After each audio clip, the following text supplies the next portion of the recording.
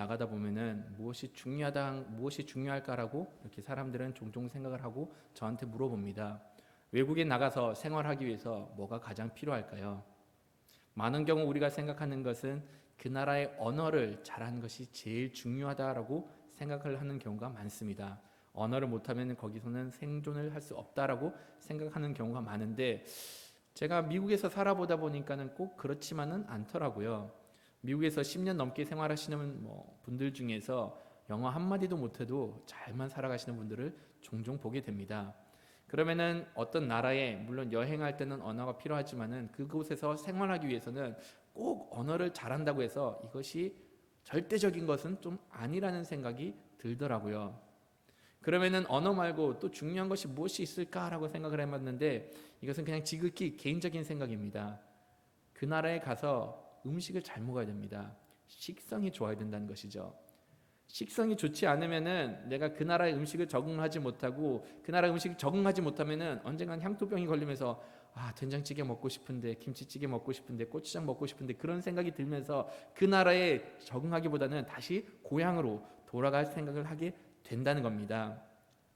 음식으로 생각하는 거, 물론 우리가 그걸 그렇게 크게 문제를 삼지 않을 수 있는데, 그것은 우리가 서양 음식을 생각했을 때 그렇게 받아들일 수 있습니다. 서양 음식이 길들여져 있기 때문에 음식 먹는 거 뭐가 그렇게 큰 문제가 되냐, 스파게티든 햄버거든 피자든 먹으면은 되지 않냐라고 하는데, 물론 서양 음식은 그렇게 거부감 없이 우리가 쉽게 받아들이는데, 여러분들 한번 동남아 음식을 한번 생각을 해보시든지 중국 음식을 한번 생각을 해보세요.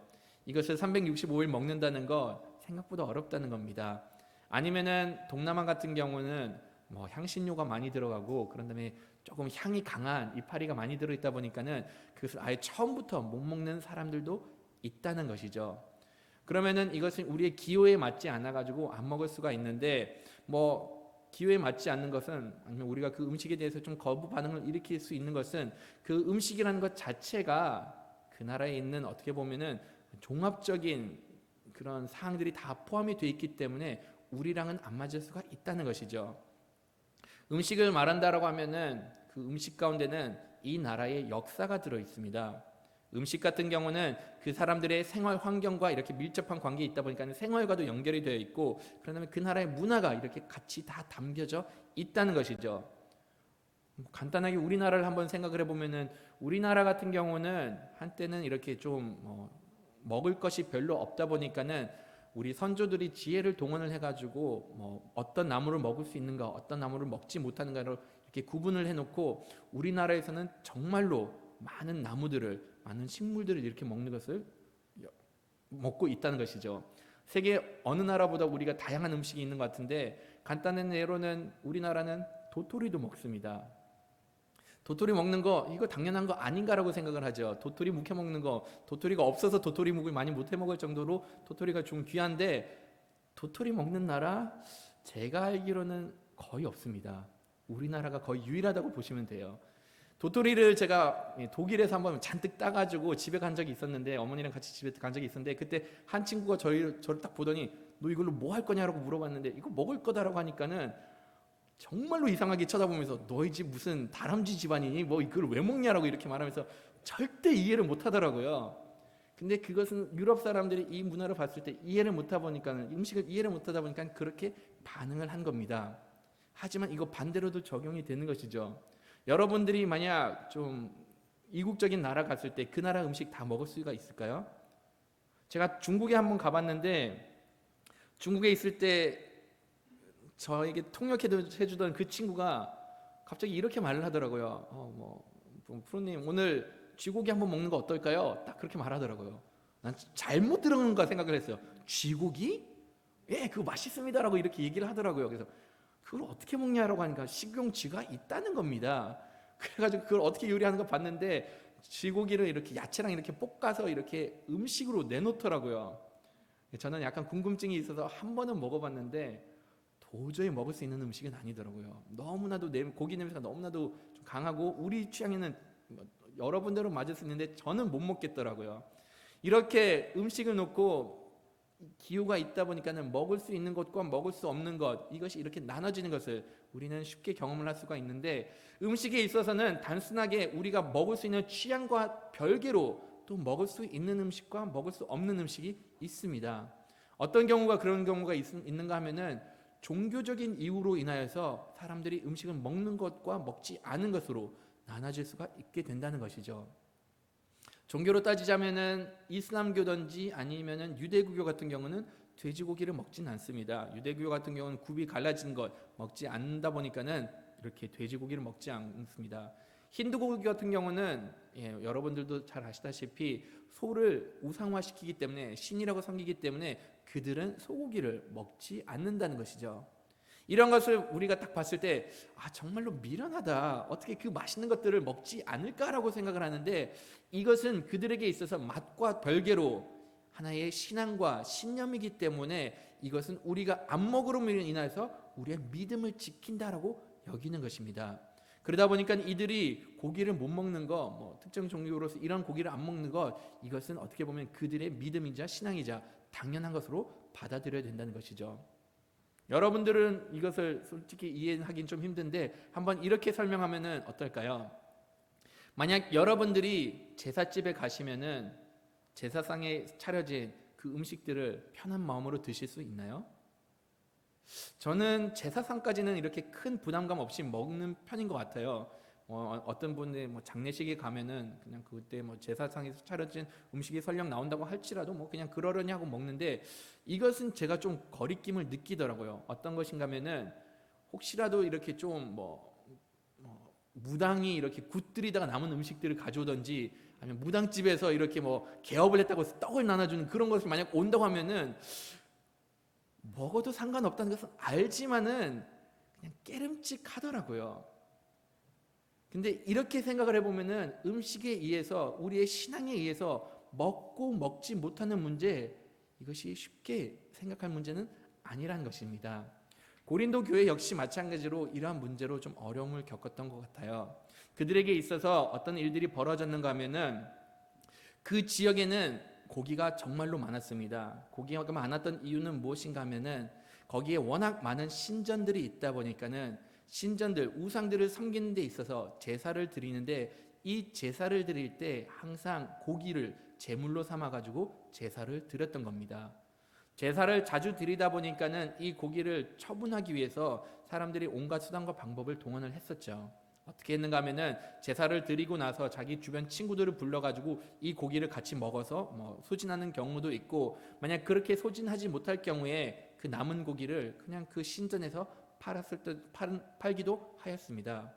하지만 그것을 다 팔지 못하면은 그 고기를 가지고 또 이렇게 시장에 가가지고 이것 좀 팔아달라고 하면은 시장에서 고기를 파는데, 시장에서 파는 고기들 거의 99% 이때 당시는 신전에서 나왔던 제물로 바쳐졌던 그러한 고기들이었던 것이었죠.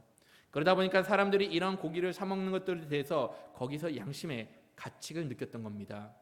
우리가 하나님을 믿는데 어떻게 이방 우상들에게 바쳐진 이러한 예물들을 어떻게 해서 우리가 먹을 수 있는가라는 이렇게 큰 질문을 갖게 되었던 것이었죠.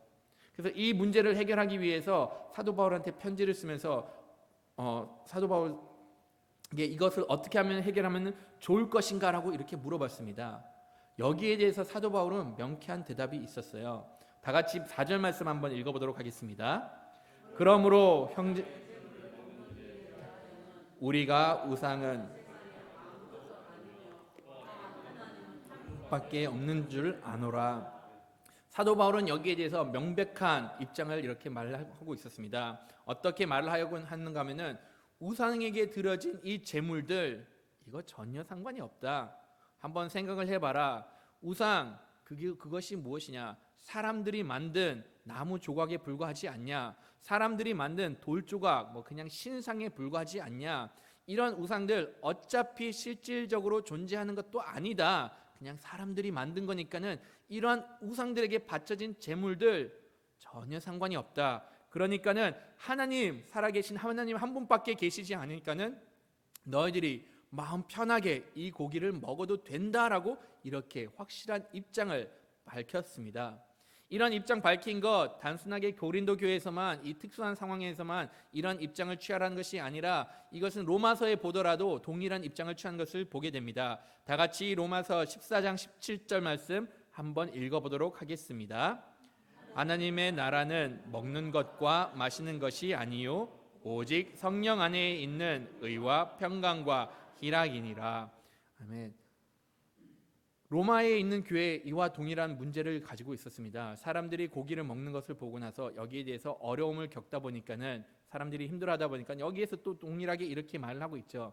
여러분들이 하나님의 나라를 이뤄가는데 여기는 먹고 마시는 것 이거 그다지 중요하지 않다. 그것보다 더 중요한 것이 무엇이냐? 우리 마음 가운데 있는 성령님을 통해서 그 성령님을 통해서 우리가 의를 이루는 것이냐? 평강을 이렇게 이루는 것이냐, 우리가 우리 성도들 간에 희락을 누리면서 한 가족으로 나갈 수 있느냐 없느냐, 이것을 더 중요시 여긴다라고 이렇게 이야기를 했던 겁니다. 먹는 것 아무런 상관이 없다라고 얘기를 하는데 사도 바울이 단순하게 이거 자기가 생각하기 때문에 먹는 것 상관없다라고 이렇게 이야기는 한 것이 아닙니다. 예수님의 가르침이 이전에 있었기 때문에 그런 것에 근거해서 이렇게 말을 전하였던 것이었죠. 예수님께서는 어떻게 말씀하셨을까? 물론 이 말씀하신 배경은 좀 다른데 그 맥락은 동일한다는 겁니다. 다 같이 마태복음 15장 11절하고 17절 한번 읽어보도록 하겠습니다. 입으로 들어가는 것이 사람을 더럽게 하는 것이 아니라 입에서 나오는 그것이 사람을 더럽게 하는 것이니라. 입으로 들어가는 모든 것은 배로 들어가서 뒤로 내버려지는 줄 알지 못하느냐. 예수님께서 이 말씀을 하셨던 배경은 이러했습니다. 예수님의 제자들이 손을 씻지 않고 음식을 먹었는데 이것을 본 종교 지도자들과 바리새인들은 속으로 이렇게 생각을 했던 겁니다. 아니 어떻게 손을 씻지도 않고 먹었을까? 그들이 생각했던 것은 무엇이냐? 손을 씻지 않으면 부정하다라고 생각을 했습니다. 한 말씀에도 이렇게 부정한 것을 가까이 하지 말라고 하는데 부정한 손으로 음식을 먹고 부정한 것을 내가 먹다 보니까는 본인들 부정해지는 것 알지 못하느냐. 그래서 어떻게 제자들이 예수님을 따른다는 사람들이 이렇게 손도 씻지 않고 먹냐라고 이렇게 생각을 했던 겁니다. 이러한 생각을 아셨던 예수님께서는 이렇게 말씀하신 거죠. 입으로 들어가는 거 이거 더럽진 않다. 물론 비위생적일 수는 있지만은 실질적으로 이거 정하다 부정하다 이것을 논할 문제가 되지 않는다라고 이렇게 이야기를 하고 있습니다. 들어가는 것 신경 쓰지 마라. 오히려 입 밖으로 나오는 것이 그것에 더 조심하라라고 이렇게 이야기를 합니다. 왜냐? 입 안으로 들어가는 것 어차피 우리가 이것을 소화시킬 거고 배설물로 배출할 것이니까는 여기에 대해서는 우리가 이렇게 크게 관여할 바가 아니다라고 예수님께서는 말씀하셨던 겁니다. 이러한 가르침이 있었기 때문에 사도 바울 역시 마찬가지로 우리 먹는 것 그다지 중요하지 않다. 하나님의 나라 이루는 것, 우리가 신앙생활하는 것 먹는 거랑 전혀 상관이 없다라고 이렇게 가르쳤던 겁니다. 하나님의 나라 이러한 가운데 이루어지지만은 더 나아가서는 하나님의 나라다라고 하면은 우리가 구원받는 문제까지 연결을 시킨다는 겁니다. 여러분들이 구원받는 것, 구원받지 못하는 것 이것은 먹는 것과 상관이 없다고 이렇게 말을 한 겁니다. 이렇게 명료한 대답이 있었는데 사도 바울이 이 대답을 어떻게 고린도 성도들에게 전했을까요? 전하는 것을 보면은 그냥 단도직입적으로 너희들은 맞고 너희들은 틀렸다. 그러니까 틀린 너희들 무조건 맞은 사람들 따라가라. 더 이상 여기서 말할 것이 없다라고 이렇게 이야기를 하지 않았습니다. 고린도 교회에서 이 문제를 들고 사도 바울한테 왔을 때 단순하게 먹는 것이 문제가 아니다. 이것보다 고린도 교회는 훨씬 더 큰 문제가 있다는 것을 깨달았습니다. 그러다 보니까는 이 답을 주기 전까지는 총 몇 절이 필요했죠? 4절의 대답이 나왔다는 것이죠. 그럼 그 전에 사도 바울이 생각했던 이 고린도 교회에 있었던 진정한 문제가 어디 있는가를 이렇게 1절 말씀을 통해서 한번 같이 나눠보도록 하겠습니다. 재물에 대하여 우리가 다 지식이 덕을 세우나니. 사도 바울이 여기서 하는 말이 무엇이냐? 너희들은 지식이 다 있는 줄을 안다라고 이렇게 이야기를 하고 있습니다. 이 지식이 어떤 지식인가? 사도 바울이 초대 이제 고린도의 교회에 가가지고 그들에게 복음을 전했습니다. 복음을 전하는 가운데 구원을 어떻게 받는가도 같이 전했습니다. 우리가 예수님을 믿음으로 인하여서 구원을 받는다. 그러니까 이러한 것들, 비본질적인 것, 먹는 것들은 우리의 구원과 전혀 상관이 없다라고 이미 가르쳤습니다. 그러니 예수님을 이렇게 초기에 예수님을 영접했던 고린도 성도들 같은 경우는 이러한 지식이 있었습니다. 먹는 것은 우리와 구원과는 상관이 없다라는 것은 이미 그들은 알고 있었던 것이었죠. 그런데 이 지식이 있는 줄을 아나 지식은 교만하게 하며라고 이렇게 이야기를 한 겁니다. 너희들은 여기서 올바른 대답이 뭔 줄 안다. 그런데 그게 문제가 아니다. 지금 너희들이 그 지식이 있다는 이유로 교만하게 된 것, 이것이 바로 가장 큰 문제다라고 이렇게 알려주고 있었던 겁니다. 고린도 성도들은 지식에 있는 것들에 대해서 많은 자부심을 느꼈습니다. 이 고린도 교회라는 고린도 교회가 고린도 지역이 어디 있었는가 하면은 그리스에 있는 한 도시입니다.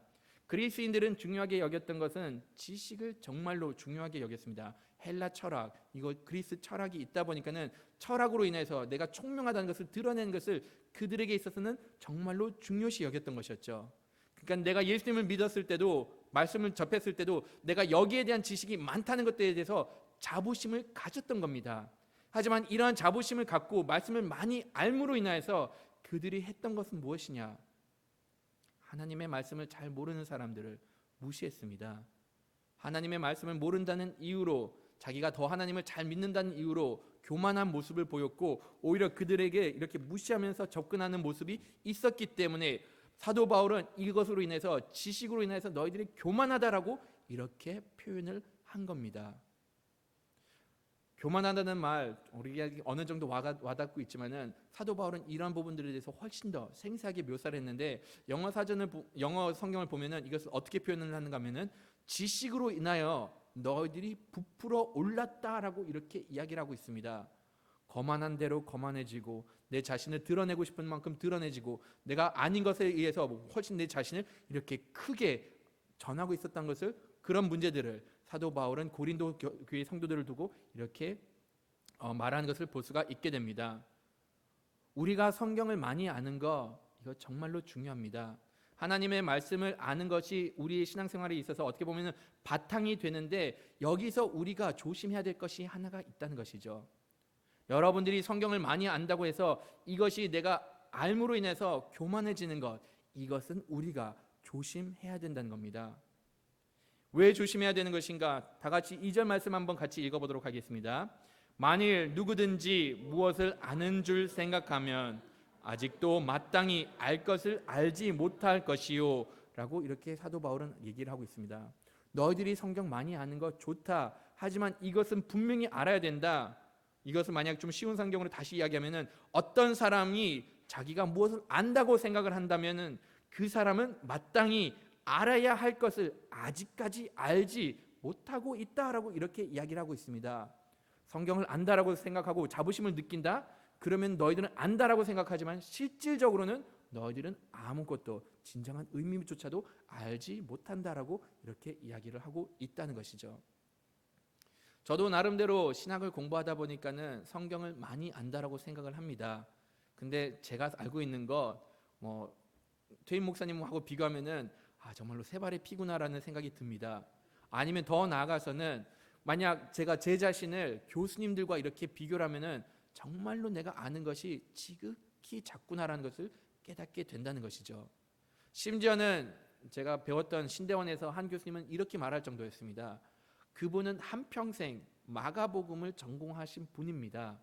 마가복음은 사복음서 중에서 제일 짧은 거예요. 저희가 그거 마음 먹고 읽으면은 한 20-30분이면 다 읽을 수 있을 정도로 정말로 짧은 복음서라는 것이죠. 근데 그분은 한평생 그것을 공부를 하면서 하시는 말씀이, 이제야 내가 어느 정도 좀 깨달은 것 같다라고 이렇게 이야기할 정도입니다. 성경은 66권으로 이루어졌는데 그 중에서 한 권을 한평생을 공부를 하면서 이제야 내가 좀 알 것 같다라고 이렇게 이야기할 정도입니다. 그러면 우리가 설령 성경을 안다라고 할지라도, 우리가 신학적인 지식이 많다고 할지라도 그것이 과연 얼만큼 될까요? 이것을 자랑한다는 것은 어떻게 보면은 사람으로서는 정말로 부끄러운 일이고, 우리가 어떤 행실로 인해서 우리의 믿음을 드러낸다는 것은 어떻게 보면은 하나님께서 바라시는 그러한 모습은 아니라는 것이죠. 비록 지식은 필요하지만은 여기서 더 필요한 것이 하나가 있다라고 사도 바울은 알려주고 있습니다. 무엇이 더 필요할까요? 다 같이 1절 말씀 한번 읽어보도록 하겠습니다. 재물에 대하여는 우리가 다 지식이 있는 줄을 아나 지식은 교만하게 하며 사랑은 덕을 세우나니. 하는 말이 무엇이냐? 지식은 교만하게 하며, 여기서 사랑은 덕을 세우나니 라고 이렇게 이야기를 하고 있습니다. 비록 지식 있는 것 중요하다. 그런데 여기서 빠지면 안 되는 것, 사랑이 필요하고, 사랑이 있어야만 여기에 대해서 덕을 세울 수 있다라고 이렇게 알려주고 있습니다. 이것은 어떻게 보면은 신약 성경에도 많이 기록이 되어 있습니다. 믿음에 무엇이 필요한가라고 이렇게 얘기를 하면은 베드로후서 1장 5절에서 7절에 이렇게 잘 기록이 되어 있는데, 다 같이 한번 읽어보도록 하겠습니다. 그러므로 너희가 더욱 힘써 너희 믿음의 덕을, 덕의 지식을, 지식의 절제를, 절제의 인내를, 인내의 경건을, 경건의 형제 우애를, 형제 우애의 사랑을 더하라라고 이렇게 말하고 있습니다. 베드로 사도가 했던 말은 무엇이냐? 믿음 있는 것 정말로 중요하다. 그런데 이 믿음이 온전하기 위해서 이 믿음에 갖춰야 되는 조건들이 무엇이냐? 거기서는 이 믿음으로 인해서 너희들이 덕을 세울 준비가 되어 있어야 된다라고 이렇게 말합니다. 근데 덕을 세우기 위해서 어떤 것이 덕인가를 알아야 되죠. 여기서 바로 지식이 들어간다는 것이죠. 만약 우리가 하나님의 말씀을 모르면은 무엇이 덕이 되는지도 모르고 무엇이 악인가도 모르기 때문에 여기에 대해서는 지식이 필요하다라고 이렇게 알려주고 있다는 겁니다. 말씀을 알아야지 선과 악을 구별할 수가 있고, 우리가 어떻게 살아나가고 어떻게 하면 덕을 세운지 알아가기 위해서 이렇게 지식이 필요하다고 합니다. 근데 지식이 있다고 해서 내가 이러한 가운데 멋대로 행동하는 것은 아니라는 것이죠. 이러한 가운데 절제가 필요하고, 절제를 하기 위해서는 내가 그 가운데서는 또 인내가 필요하고, 인내는 인내함으로 인해서 우리는 경건한 모습을 갖게 되고, 경건한 모습 가운데 우리가 형제들에 대한 사랑을 이렇게 표현을 하게 됩니다. 하지만 거기서 끝나는 것이 아니라 형제 우애는 더 사랑을 더하라고 이렇게 이야기를 하고 있습니다. 이 모든 것, 믿음, 모든 것을 궁극적으로는 이 사랑이 더해져야지 믿음이 온전히 쓰고 이 모든 것이 다 유용하게 쓰임을 받을 수 있게 된다라고 이렇게 알려주고 있었던 겁니다. 사도 바울은 고린도 교회에게 이렇게 그래서 계속 강조를 하고 있었던 것이죠. 너희들 지식 있는 것 중요하다. 하지만 하나님의 자녀로서는 더 나아가서는 그 가운데 사랑이 필요하다라고 이렇게 말했던 겁니다. 사도 바울은 이렇게 가르치고 나서 본인이 이렇게 사랑을 실천하는 것을 우리가 솔직히 1절부터 3절까지 이렇게 충분히 볼 수가 있었던 것이었죠. 단순하게 누가 맞고 누가 틀리고 옳은 일을 하기보다는 이렇게 단도직입적으로 이렇게 말하고 누구를 정죄하기보다는 그러한 가운데 그냥 사랑으로 보듬어주고 한 사람 한 사람을 배려해주면서 이 한 사람 한 사람이 주님 앞에 나올 수 있도록 이렇게 충분히 설명을 한 것을 보여주었던 겁니다. 너희들 사랑이 중요하다면서 한 사람 한 사람을 보듬어 줬던 것이죠. 그러면서 하는 말이 무엇이냐? 너희들도 그냥 이대로 이런 모습들을 보고 배웠으면 좋겠다라고 이렇게 이야기를 합니다. 너희들이 비록 그 지식을 알지만은 그냥 그 지식대로 멋대로 행동하는 것이 아니라 그 주변 사람들이 이로 인해서 어떻게 변화될 것인가, 어떻게 받아들일 것인가, 이런 것들마저 좀 생각을 해줬으면 좋겠다라고 이렇게 이야기를 하고 있습니다. 다 같이 7절 말씀 한번 읽어보도록 할게요. 그러나 이 지식은 모든 사람에게 있는 것이 아니므로 어떤 이들은 지금까지 우상에 대한 습관이 있어 우상의 제물로 알고 먹는 고로 그들의 양심이 약하여지고 더러워지느니라. 내가 너희들을 배려해 줬던 것처럼 이 지식을 갖고 있는 사람, 지식 없는 사람들을 좀 배려해 달라고 이렇게 알려주고 있습니다. 우리는 이것을 먹어도 구원과 상관이 없다는 것을 알기 때문에 우리는 멋대로 행동하는 것이 아니라, 이것을 먹는 사람들은 아직 먹는 사람들 가운데 아직 힘들어하는 사람들이 있다. 이들이 생각했던 것은 무엇이냐? 그때 당시 처음 믿었던 사람, 이방 신들을 섬겼던 사람들은 이러한 사고가 있었습니다. 내가 우상 제물을 먹으면은 내가 여전히 우상 신들을 섬긴다라고 생각을 했습니다. 더 나아가서는 내가 우상에게 드려졌던 제물들을 먹으면은 그 이렇게 말하면 그 신이 나한테 들어온다라고 생각을 하였기 때문에 이것을 먹는 것들에 대해서는 되게 거부감을 느꼈던 겁니다. 이것을 먹음으로 인해서 자신의 믿음이 떨어지고 자신의 양심의 가책을 느끼다 보니까는 사도 바울은 지식 있는 사람들에게, 먼저 하나님께 나와가지고 교리를 배운 이 사람들에게, 너희들은 알지만은 이 모르는 사람들을 위해서 좀 생각을 해주고 이것을 먹지 말라라고 이렇게 권면을 하고 있었던 겁니다. 비록 우리가 주님 안에서 모든 것을 누릴 수는 있지만은 상대방을 한번 먼저 배려해달라는 이런 강구를 하였던 것이었죠. 다 같이 9절 말씀 한번 읽어보도록 하겠습니다. 그런즉 너희가 자유가 믿음에 약한 자들에게 걸려 넘어지게 하는 것이 되지 않도록 조심하라 라고 이렇게 말합니다. 먹는 거 먹지 않는 거 이거 본질적인 것이 아니다. 너도 알고 나도 안다. 그런데 이것으로 인하여서 사람들이 넘어지지 말게 하라라고 이렇게 가르쳤던 겁니다. 어떻게 보면 이 가르침 우리에게 있어서 정말로 적용할 수 있는 범위가 정말로 많다라고 생각을 합니다. 설교를 준비하면서 그냥 적용 쪽으로만 쭉 갈까라고 생각을 했는데, 그러면 또 본문을 좀 소홀히 하는 것 같아서 이렇게 다 다루게 되었는데, 이 말씀 정말로 우리가 신앙생활을 할 때 남에 대한 배려를 하면서 신앙생활을 하라는 것이 어떻게 보면은 모든 비본질적인 문제를 해결할 수 있는 가장 좋은 해답이라는 것이죠. 비본질적인 것, 먹는 것, 먹지 않는 것, 이것을 접근할 때 어떻게 접근해야 될까요? 우리가 아는 기준으로서 접근하는 것은 아닙니다. 상대방의 수준을, 상대방이 갖고 있는 지식을, 그것을 고려하면서 접근하라는 것이죠. 만약 상대방이 이것을 받아들일 준비가 되어 있지 않으면은 이것을 통해서 이것이 틀리고 내가 맞고 너가 틀렸으니까 이거 무조건 따라와라 라고 해서 그들에게 강압적으로 나가는 것이 아니죠. 차라리 우리가 이럴 때 보여야 하는 모습은 무엇일까 하면은 그 사람들의 수준에 맞게 우리 자신을 낮출 필요가 있다는 겁니다. 교육을 시키는 부분에 있어서 이것이 어떻게 보면 가장 빠르다는 것이죠. 내가 아무리 옳은 것을 갖고 있다고 할지라도 이것이 무조건 옳으니까 무조건 따라라 하기보다는 차라리 그 따라오려는 그 사람의 수준으로 내가 낮춰져서 그 사람의 모든 것을 고려해주면서 이것이 고치면서 하나하나씩 일러주면서 그 사람이 옳은 길로 갈 수 있도록 인도하는 것이 어떻게 보면 믿는 사람으로서 보여야 하는 모습이라는 겁니다. 상대방의 수준을 낮춘다고 해서 내 수준이 낮아지는 것은 아닙니다. 상대방의 수준에 내가 맞춘다고 해서 내가 내 자신을 이렇게 낮춘다고 해서 사람들이 나를 무시하진 않습니다. 오히려 내가 낮출 수 있다는 것은 어떤 것이죠? 내가 그보다 훨씬 더 높은 수준에 도달했다는 것을 알려주고 있다는 것이죠. 제가 정말로 많이 느끼는 것은 무엇이냐?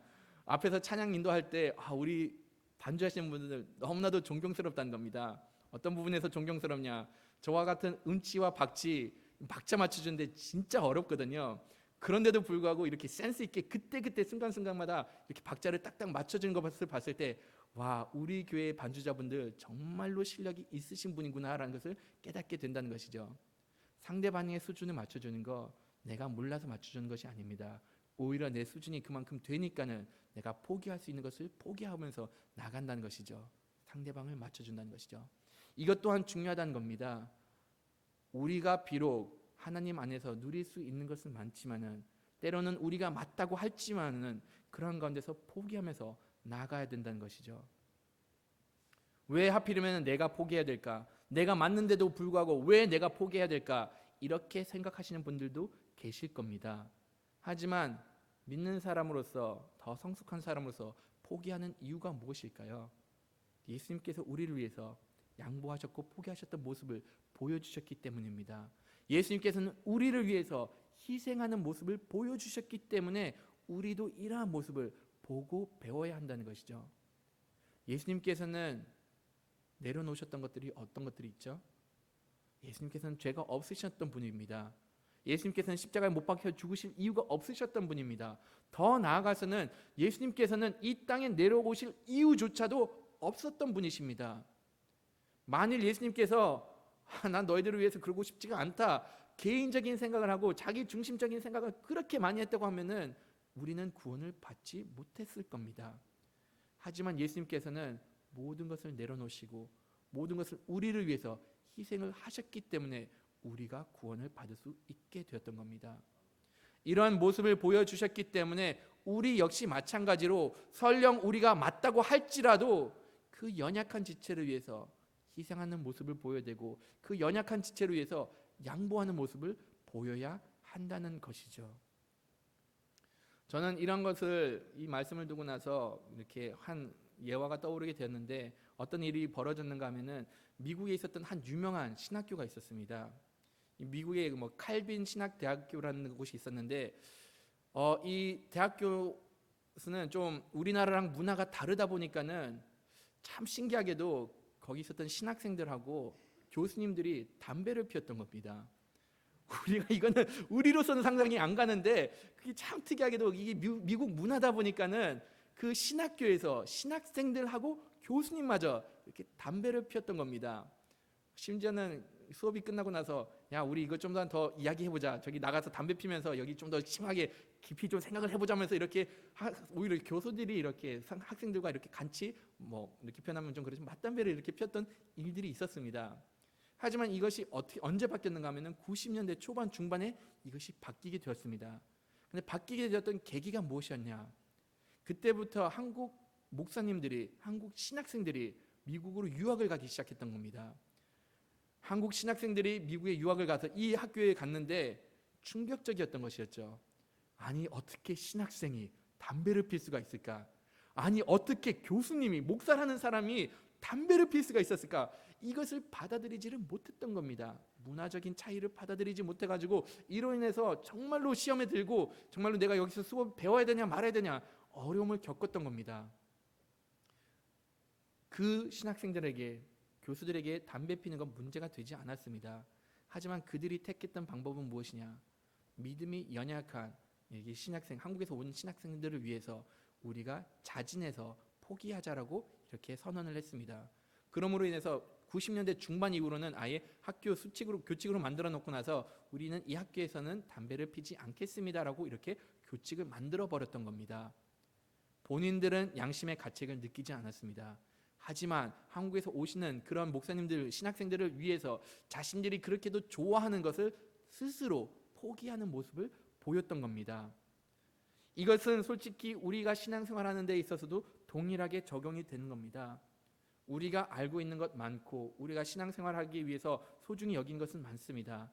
하지만 우리가 이것을 믿음이 연약한 사람들에게 강제적으로 적용하기보다는 오히려 그들이 하나님께 나올 수 있도록 우리 자신을 낮추고 우리가 포기할 수 있는 것은 포기하고 희생할 수 있는 것은 희생하면서 나갈 필요가 있다라고 이렇게 사도 바울은 알려주고 있는 겁니다. 여러분들은 이미 신앙생활을 열심히 하고 계십니다. 하지만 거기서 만족하지 않기를 원해요. 여러분들이 열심히 새벽기도 나오는 거 정말로 귀합니다. 하지만 거기다가 사랑을 더했으면 좋겠습니다. 한 영혼을 사랑하는 마음이 있으면은 내가 아침마다 나올 때 새벽기도 하는 것이 어떻게 달라질까요? 단순하게 내 가족과 내 이웃을 내 자신만을 위해서 기도하는 것이 아니라 정말로 사랑하는 지체를 위해서 이렇게 기도하는 모습으로 바뀔 수가 있습니다. 여러분들이 말씀 많이 읽는 거 정말로 아름답습니다. 하나님을 알아가고자 하는 그러한 간절한 마음 정말로 소중합니다. 하지만 여기다가 사랑을 더해 보십시오. 만약 여기다 사랑을 더하게 되면은 하나님의 말씀을 모르는 자들에게 하나님의 말씀을 전하려고 그러한 마음이 생길 거라 생각을 합니다. 우리가 신앙생활하는 부분에 있어서는 다 나의 중심으로 이루어지는 것이 아니라 항상 상대방이 어떻게 받아들일까, 더 나아가서는 하나님께서 이러한 가운데 어떤 마음을 품고 있는 것을 항상 염두할 필요가 있다는 겁니다. 아무리 내가 옳다고 할지라도 그런 옳음으로 인하여서 상대방이 만약 넘어지게 되든지 상대방이 만약 시험에 들게 되든지 믿음이 연약한 사람이 오히려 하나님 앞으로 나오지 못하게 된다라고 하면은 차라리 그런 가운데 포기할 것은 포기하고 하나님의 뜻을 받아들이고 그들에게 사랑으로 접할 필요가 있다라고 이렇게 사도 바울은 고린도 교회 성도들한테 알려주고 있었던 겁니다. 사도 바울은 본인이 어느 정도의 각오를 하고 있었는가 13절의 말씀이 잘 나와 있는데 다 같이 한번 13절 말씀 읽어보도록 하겠습니다. 그러므로 만일 음식이 내 형제를 실족하게 한다면 나는 영원히 고기를 먹지 아니하여 내 형제를 실족하지 않게 하리라. 아멘. 사도 바울이 선택했던 것은 무엇이냐? 분명히 4절에 이렇게 말해줬습니다. 고기 먹는 거 전혀 상관이 없다. 너희들도 알고 나도 안다. 내가 아는데도 불구하고 내가 선택한 길은 무엇이냐? 한 영혼을 살리기 위해서, 이 공동체를 살리기 위해서, 세우기 위해서 나는 고기 먹는 것마저도 포기할 수가 있다라고 이렇게 이야기를 하고 있습니다. 구원을 받는 거, 고기 먹고 고기 안 먹는 거 상관없습니다. 고기를 먹는다고 해서 내 삶이 더 풍요로워지는 것이 아니고 내가 더 이익이 있지가 않다는 것이죠. 그러면 내가 이것을 단순하게 내 즐거움을 위해서 취한다라고 하는데, 만약 이를 통해서 어려워하는 사람들이 있으면 나는 이것조차도 포기하겠다라고 이렇게 알려주었던 겁니다. 주님을 믿는 형제 자매로서는 이런 마음을 우리가 품었으면 좋겠습니다. 하나님에게 있어서는 한 영혼이 소중합니다. 하나님에게 있어서는 여러분들 한 지체가 소중하다는 겁니다. 그러면은 우리가 알고 있는 그 기준으로 사람을 평가하기보다는 오히려 하나님의 사랑으로 그들을 보듬어주고 내가 이렇게 양보할 수 있는 부분은 양보하면서 나가는 주님의 백성이 되기를 간절히 바라겠습니다.